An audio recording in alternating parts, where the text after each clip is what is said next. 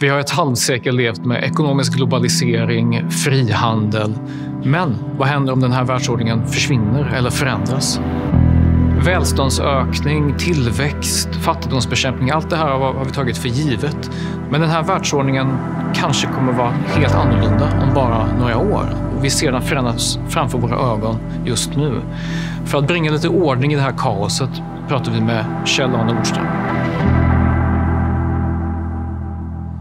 Den ekonomiska världsordningen håller på att förändras framför våra ögon i superhastighet, och nästan alla böcker om hur vår värld har varit ordnat ekonomiskt kan liksom bara nästan kastas ut. Vi får skriva dem från början.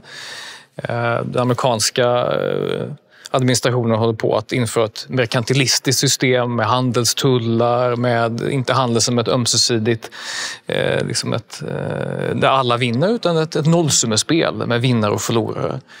Kjell, hur hamnade vi i den här punkten i historien? Hjälp mig förstå. Ja, jag skrattar därför det är klart att man ställer sig den frågan.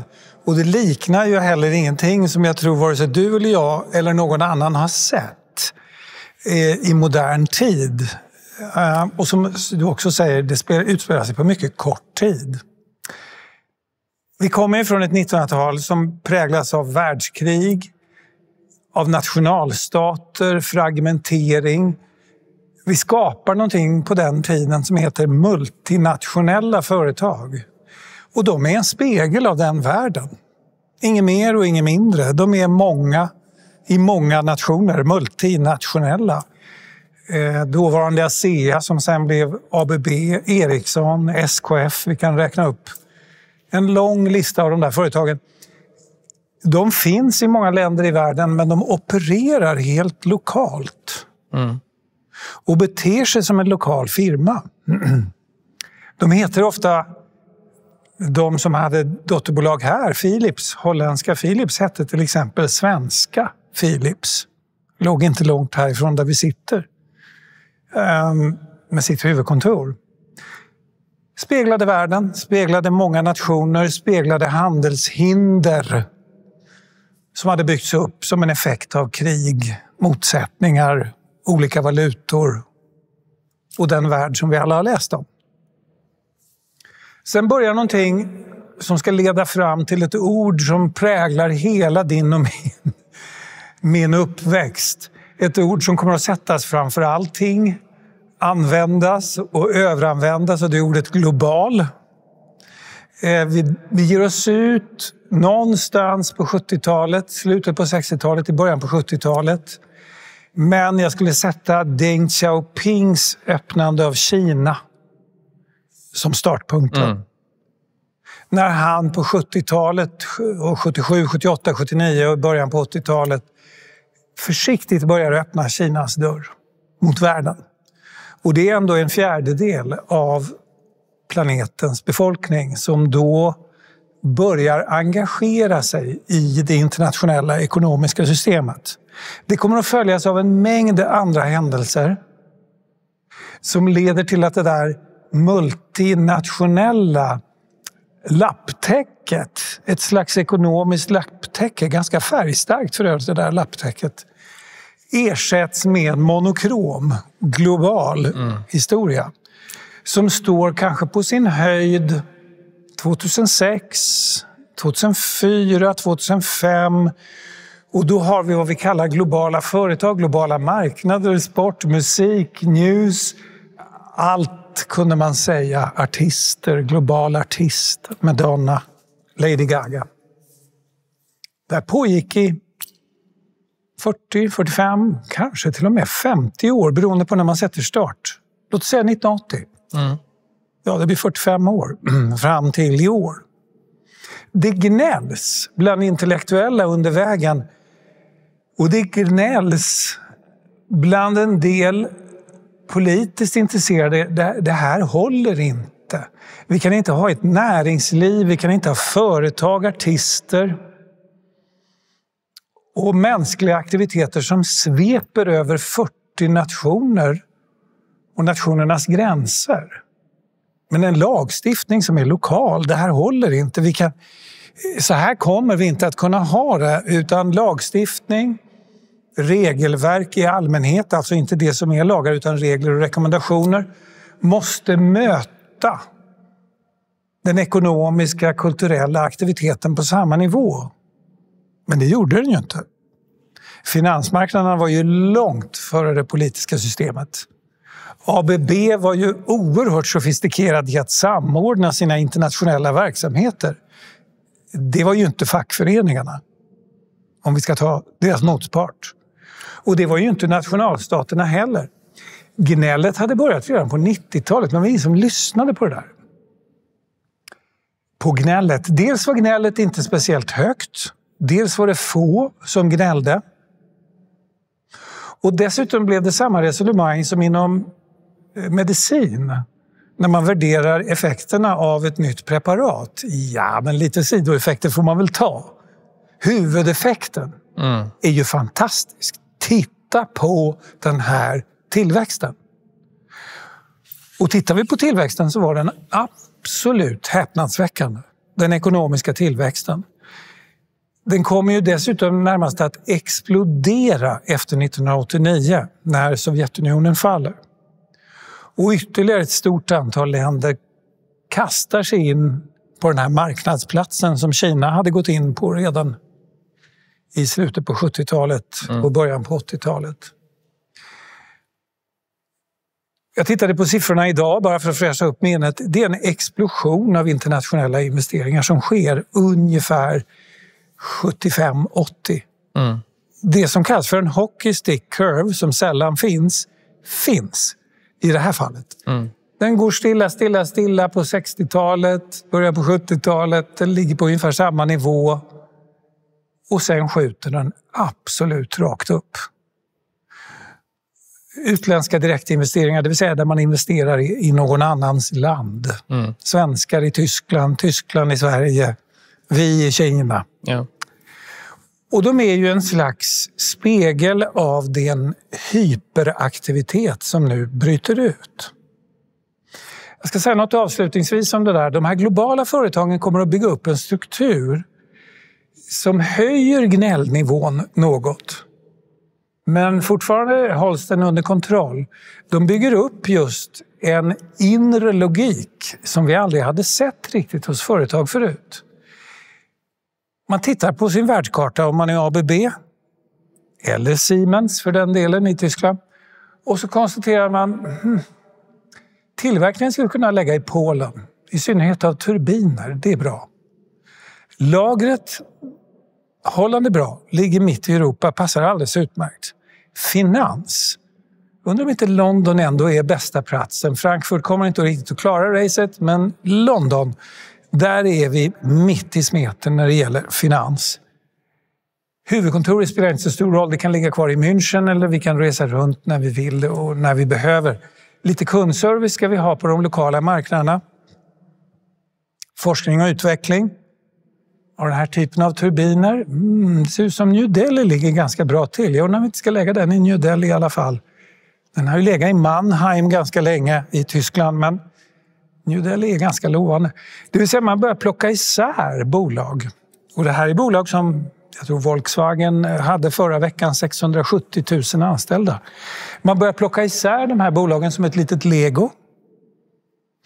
Och lägga ut bitarna på världskartan där de passar bäst.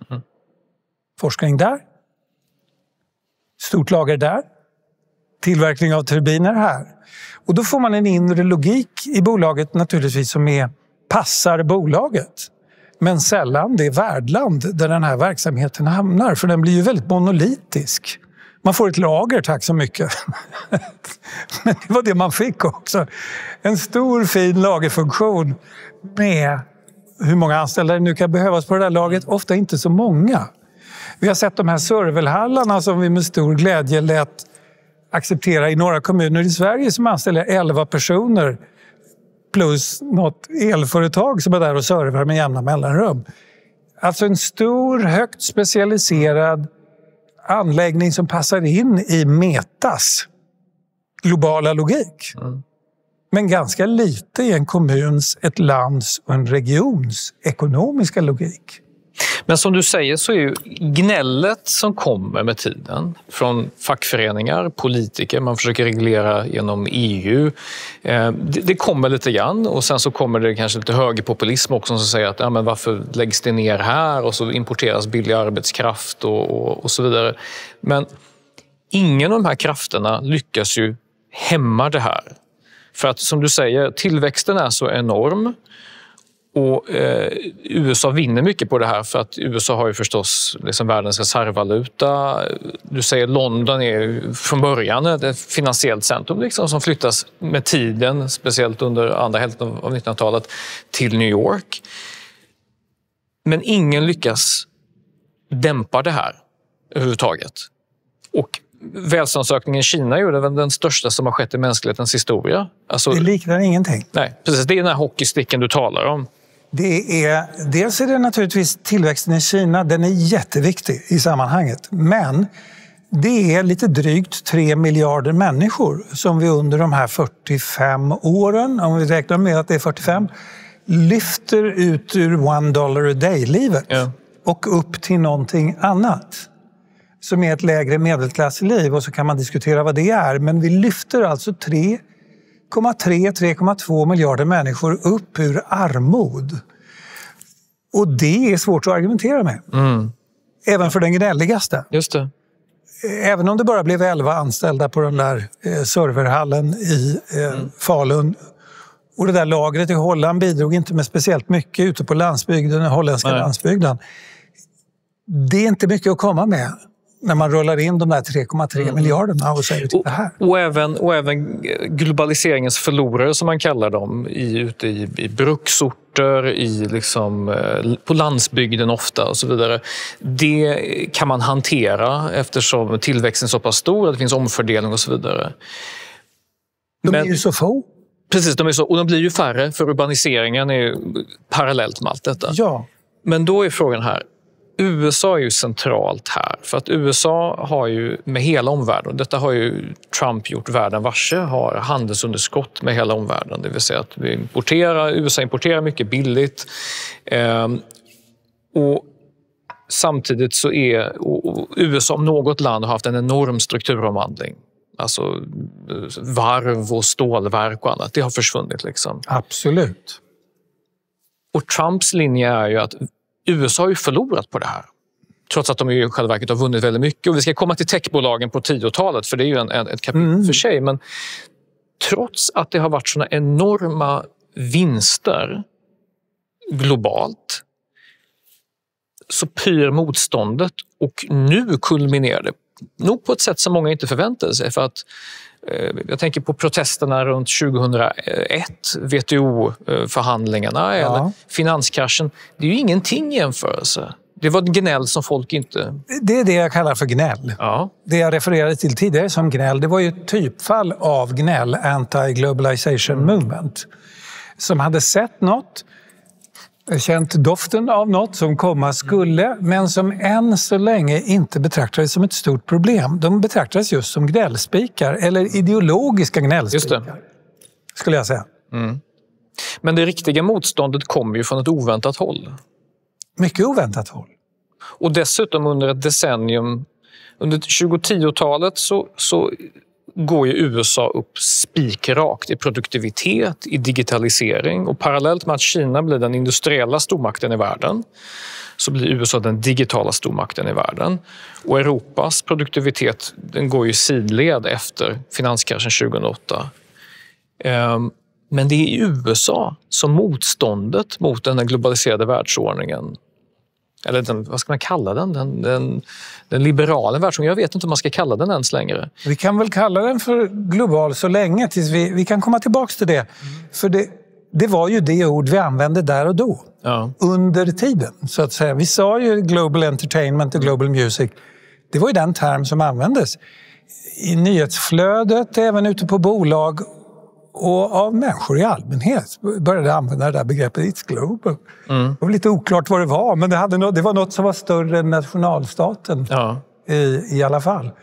Du nämnde en liten passage, någonting som jag tror man behöver komma tillbaka till nu och sätta in i den här tiden för att förstå vad som hände. Visst, det var gigantiska cross-border investments, internationella investeringar och allt det här som jag pratat om. Och tillväxten lyfte de här 3 miljarder människorna. Men 2006 kommer det i det här ständiga flödet av rapporter en rapport som visar på att nu är det hälften av alla jordens människor som bor i städer. Alldeles strax ska det vara över 60% och nu är vi långt över 60%. Vi är uppe i 65, 64 eller något sånt där i de sista mätningarna som har kommit.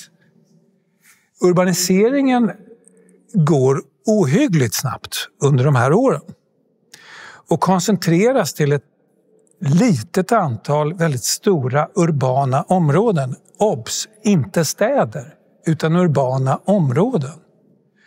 Den så kallade bananen, bara för att göra en bild av vad det där är, som går genom Europa, den går från Milano upp till London, innehåller 150 miljoner människor.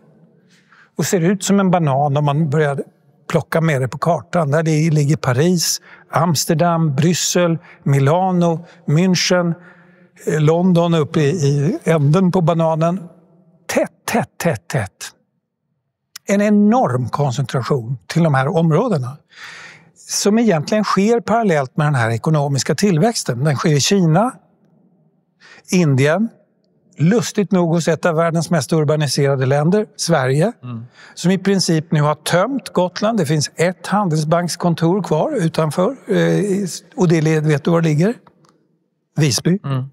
Alla andra är stängda. Den ön beter sig i liten skala precis som Sverige har betett sig. En våldsam koncentration till Visby. Man tömmer resten av ön.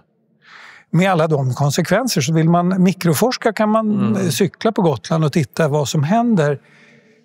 Och se det som jag i något sammanhang kom att kalla för junk space och fick otroligt mycket skäll för. Junk space, det vill säga ytor som vi människor som har varit kulturlandskap. Vi har varit där.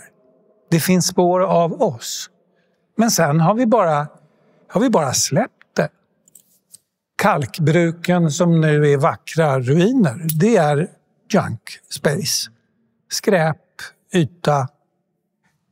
Vi har skapat sådana här områden i USA, i Europa och i de tidigt industrialiserade länderna, England inte minst, som är enorma. Både till ytan, framför allt till ytan, men också till det fysiska innehållet i vad vi har lämnat bakom oss. I fabriksbyggnader, glas, stål, betong och allt det här som du själv har sett när man reser genom de här landskapen. Det här sker parallellt med lyftet. Det är ett gigantiska ekonomiska lyftet å ena sidan som vi pratade om, globalisering, men som också lämnar bakom sig det här landskapet. Och invånarna som blir kvar i det landskapet och som jag tror är med och formar en del av den rörelse som vi nu alldeles strax ska prata om, som blir vår tid. Under de här åren när urbaniseringen accelererar, digitaliseringen accelererar, vi ska slå om från industriekonomi till tjänsteekonomi. Det sägs nästan fraktfullt, vi har industrier kvar, trots att vi ju har det. Men det säger någonting om vilken tankevärld man har. Att i en globaliserad värld, då behöver vi inte längre ha varvsindustrier lokalt i Göteborg. Utan det är okej, det är en global värld. Vi kan ha en komparativ fördel kring en viss kunskapsintensiv bransch som är kapitalintensiv, kunskapsintensiv, men inte är smutsig. Och det där tillverkningen kan vi ha någon annanstans. Så som du pratade om ABB som har liksom fördelat smidigt där det finns komparativa fördelar i olika delar av Europa att ha en viss verksamhet. Men när man går djupt in i en sån ekonomi, för det är det vi har gjort. Vi har ju varit med det här liksom i en lång process som du ser tecknar från 70-talet och framåt och så kanske pikar det någonstans där på 00-talet. Och kanske fram till egentligen mitten av 10-talet så har vi rusat in i det här. Och tappat väldigt. Vi var ju så sålda av gamla industrier och det kanske är någon paintballpark eller någonting. Och du har liksom urban exploration i gamla industriruiner över hela Europa.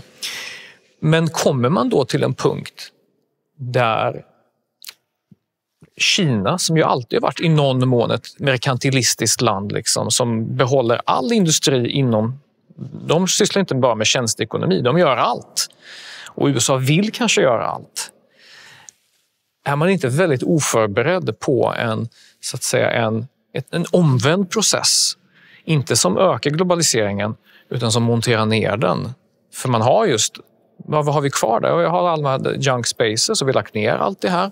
Vi har inga varv, vi har inga stålindustrier och liknande. Vi är en tjänsteekonomi extremt utsatt för den globala världen. Finns det ett sätt att gå tillbaka?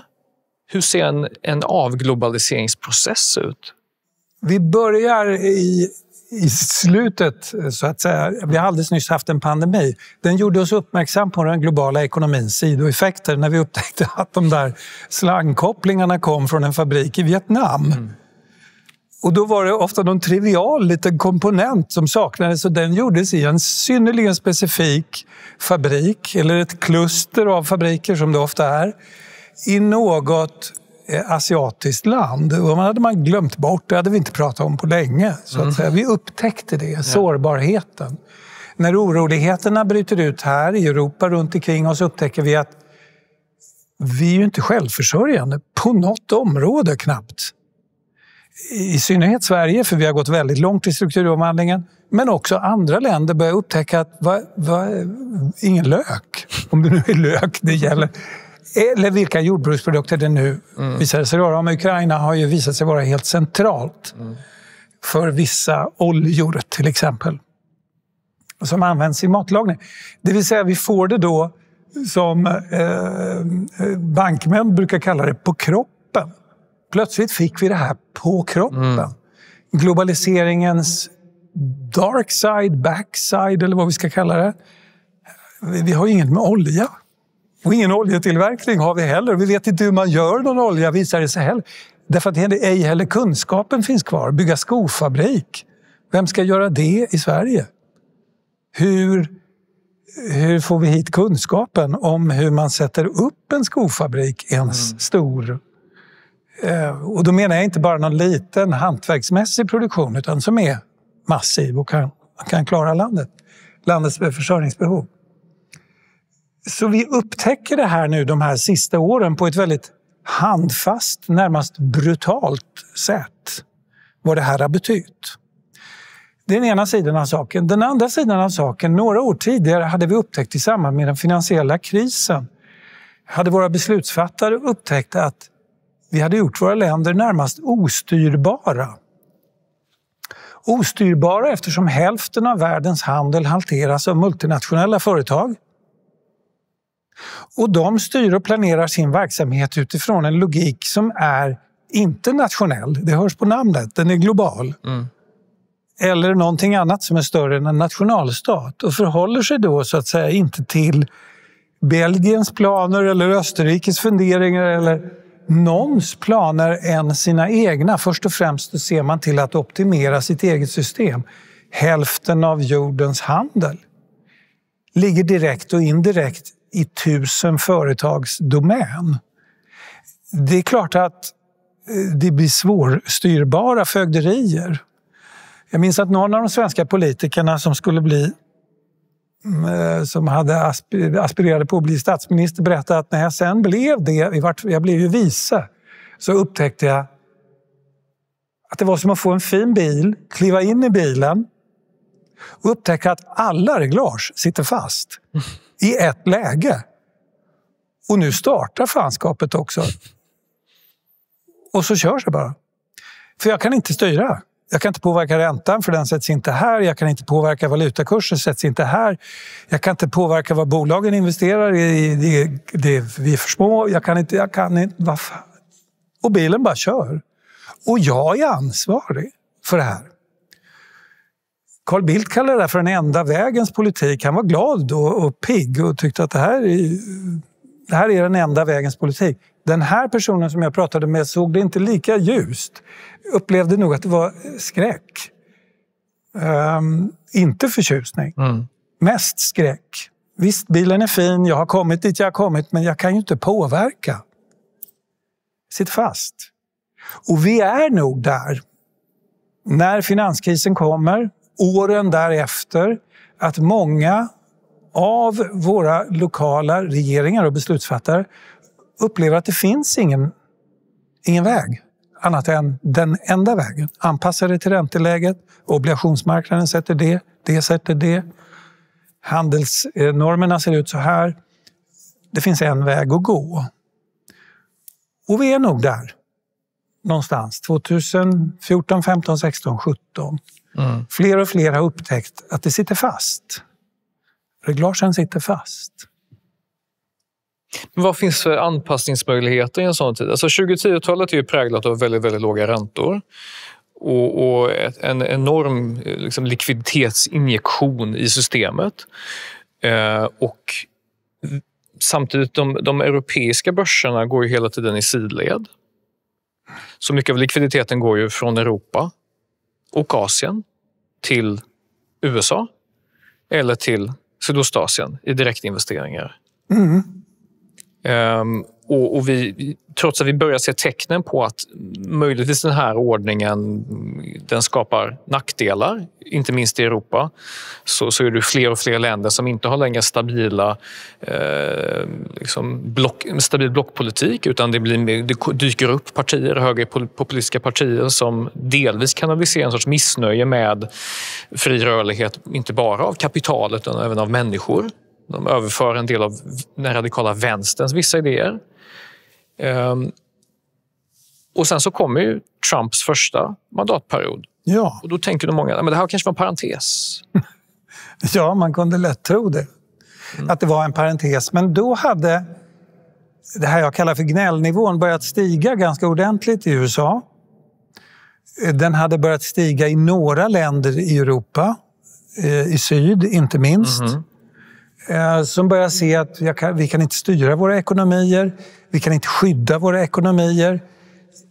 Vi är i någon mening ganska ofria. Det blir ju ett ofritt system sett ifrån det lokala perspektivet. Man är ju inte i kontroll så att säga av någonting.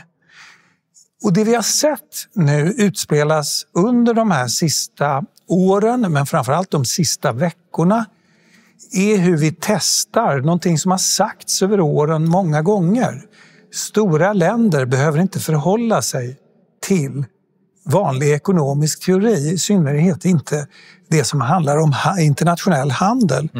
Stora ekonomiska system, Kina, Indien, USA, är som ett ägg, det vill säga innehåller allt som behövs för att göra ett komplett samhälle.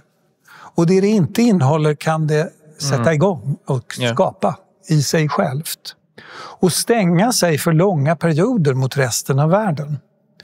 Och då vet vi att det är inte många av världens 196 eller 193 länder som kvalar in för att kunna göra det där. Resten av oss är oerhört beroende av varann. Kritiskt beroende av varann för medicinprodukter, livsmedel, komponenter av olika slag, har varit länge, men är än mer så idag. USA kan gå för sig själva långa perioder. Kina kan troligen göra det också. Vandra iväg, sluta sig igen, för det har de gjort många gånger i historien förut, så det här blir en upprepning bara i så fall. EU, ja, vi var ju alldeles nyss ett antal nationalstater. Vi är inget ägg ännu. Nej. Det är ett utkast till ett ägg, det finns en ritning till ett ägg, det finns ett samtal om ett ägg, men det är inget färdigt ägg. Nej. Det här är inte ett ägg.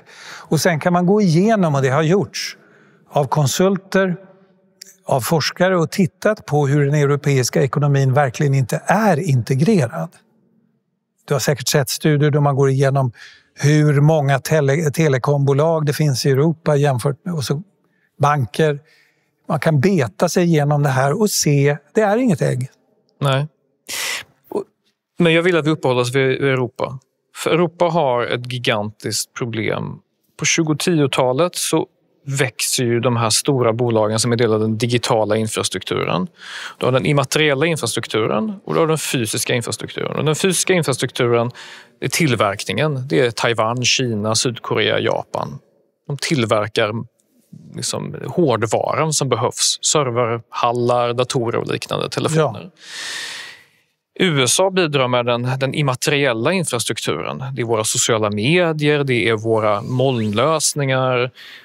Kollar du valfri svensk kommun, vad har de för molnlösning? De sitter på Windows 365. På grund av att de var tidiga, de amerikanska bolagen, så har vi inte utvecklat något liknande i Europa. Utan vi lever på och med amerikanska tjänster, vare sig det är våra telefoner, på våra tvs eller på jobbet. Det vill säga vi är helt beroende av globaliserade, som du säger, multinationella företag med huvudkontor på Irland där de betalar låg skatt. Och vi är helt beroende av de här tjänsterna. Det finns ingen konkurrens i Europa. Och tittar du på de 100 största bolagen i världen så är de europeiska som finns där, det är läkemedelsbolag, det är kemi, det finns något, jag tror SAP, tyska SAP kanske finns med där någonstans. Jag tror de har dalat. Ja, okej, till och med. Så att det är gamla industrier och så har de nya industrierna digitala från USA och hårdvaran från Sydostasien, Östasien. Vi är inget ägg. Vi är långt ifrån ett ägg. Är vi ens ett embryo? Och då är frågan, i en sån här förändrad världsordning där vi rör oss bort från det globaliserade och där vi är så vansinnigt beroende av allt det här. Bara säga att din beskrivning är ju spot on. Och den är också Så som en spegel, heter ju Ingmar Bergmans film. Så som en spegel av en globaliserad värld. Just det. Där Silicon Valley gör sitt. Och Louis Vuitton, Hennessy och gänget i Paris gör sitt. Och schweizarna fortsätter att skruva ihop lite klockor. Visserligen som underleverantör till LMVH, men ändå. Frankrike äger lyxen fortfarande i världen, där de gjort sedan Ludvig den 14. Det är en arbetsspecialisering. Global sådan. Ja. Vi har papper och massa och lite annat. Så att det är verkligen en spegel, nästan en karikatyr av den globala logiken. Hur Asien tar sin del, Europa tar sin, USA sitt. Jag säger inte att det är bra, jag säger inte att det är dåligt, men det är verkligen så som en spegel. Vi kan se det nu, tror jag. Det var inte lika tydligt när vi var mitt i det. Och under vägen, det verkade ju så lovande då. Att all film kommer från Hollywood. 97% av det vi ser, eller 93%. Det är långt över 90%. Det är det enda som är viktigt. Kommer från en liten plats i USA. Vi gör inget. Och det lilla vi gör tittar vi inte på. Vilket ju är i sig häpnadsväckande. Och nu är vi där. Och den logiken präglar världen. 2000, så sent som jag skulle säga 19, 17, 18. Har vi den logiken. Och vi eldar på den. Och sen kommer någon som så att säga kastar in träsko, inte en träsko, kastar in en hel skofabrik i maskineriet. Och det är den här regimen i USA som säger att no more of this. Och det är den ena träskon efter den andra. Det är på utbildningsområdet, finansområdet. Det kommer skor hela tiden från Vita huset. Och kuggarna stoppar. Och de syftar ju alla till samma sak, nämligen att komma ur den här, det som Carl Bildt då kallar för den enda vägens politik och etablera någonting annat. Vad detta andra är jag inte riktigt klar över. Det kan jag verkligen inte säga att jag är. Det finns en nationalistisk drag. Det finns det här ägget som vi pratade om, att återskapa ägget, och att USA troligen är stort nog för att kunna göra det utan allt för mycket samarbetspartners. Alla säger att de kommer att behöva samarbetspartners. Ja, till vad då? De har olja, de har gas, de har det, de har det, de har det. De har de 100 främsta universiteten. Vilka områden är det som behövs? Lyx då? Ja, de har ju talat om sådana gyllene visum exempelvis nu. Ja. Alltså att de ska dra till sig det absolut bästa humankapitalet och kapitalet i världen för att stanna i USA. Deporterar... det dåliga i någon mening då. Precis.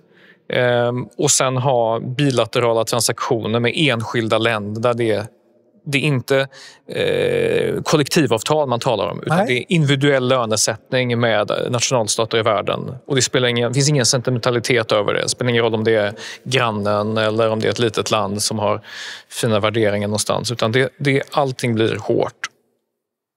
Och det här speglar väl egentligen kanske en värld som passar den Kina, eller passar den inte Kina? Om den passar Kina? Jag tror den passar Kina jättedåligt. Och skälet till det är att om vi förvandlar den här planeten till en stor lekplats i det positiva uttrycket. Det andra är en warzone där man håller på och härjar om att locka till sig och få de bästa människorna på det här sättet.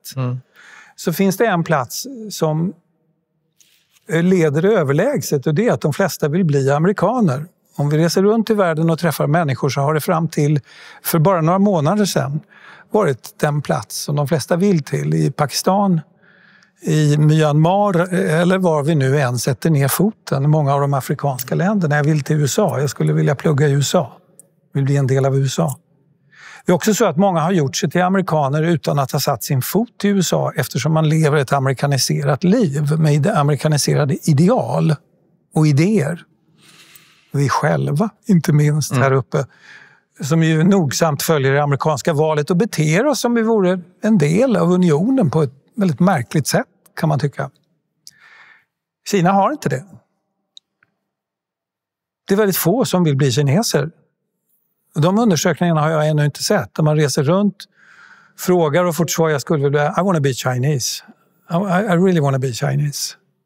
And my dream is to become Chinese. And my dream is to move to Shanghai and marry a Chinese and become Chinese. Buy a house in China. And buy the house, köpa ett hus där. Det kommer inga sådana undersökningar. USA har på det viset en enorm fördel i den här human resource baserade sättet att se på världen. Nu tror jag inte kanske att det är human resource, men låt oss leka med tanken att det är det. Och att inflödet till Silicon Valley och Hollywood och Wall Street, Harvard, alla de andra miljöerna, det är ju helt kritiskt så att säga att det kommer glada armenier, ungrare, japaner och svenskar som flödar in och håller det här maskineriet gående. Fukuyama hör man ju, han som skriver boken 92, det hörs ju att han kanske inte kommer från Wyoming originally. Finns det någon sorts möjlighet att USA både så att säga äter globalistkakan och behåller den? Det vill säga att man i någon mån styr den globala frihandeln och den globala ordningen till en nivå där man vill ha den. Vi inledde det här samtalet med att tala om att det är en ny världsordning. Vi står i ett vägskäl och det kanske är en klyscha att säga att det är på det viset. Kanske är det någon sorts medelväg som nu, är det kanske en korrigering av den globala världen. Inte en återgång till någon sorts pre-globaliseringsvärld. Nej, det kommer nog inte att gå. Återgång finns inte, men däremot så finns det nog, som du säger, en anpassning och ett sätt att göra den globalisering som du och jag växte upp med i 45 år mer, låt oss kalla det, rimlig. Och därmed inte sagt att den här nuvarande administrationen i USA är rimlig, för den är långt ifrån rimlig. Men resultatet kan på några områden bli att vi kommer till någonting som är mer rimligt sett även från Österrikes perspektiv eller Hollands eller Sveriges småländers. Det vill säga där man har en viss kontroll över landets ekonomiska processer och system. Det har vi inte haft under globalisering. Under the heydays så var nog inte riktigt kontrollen någonting vi prioriterade alls egentligen. Vi prioriterade tillväxt och ekonomisk tillväxt. Och den kommer om man följer det här receptet. Och det vi ser nu är att vi behöver antagligen ha en viss kontroll över det som sker inom landets gränser. Matvaruproduktion till exempel i vårt eget fall. Och där nu diskussionerna har börjat, även här hos oss, som har varit oerhört liberala på så många områden. Så en sorts återreglering av världsordningen. Tack Kjell för det här samtalet och för dina insikter kring den här komplicerade frågan som förändras. Ja, som sagt, det är en hel skofabrik som kastas in i maskineriet. Tack så mycket. Ja, tack. Det var roligt att vara här.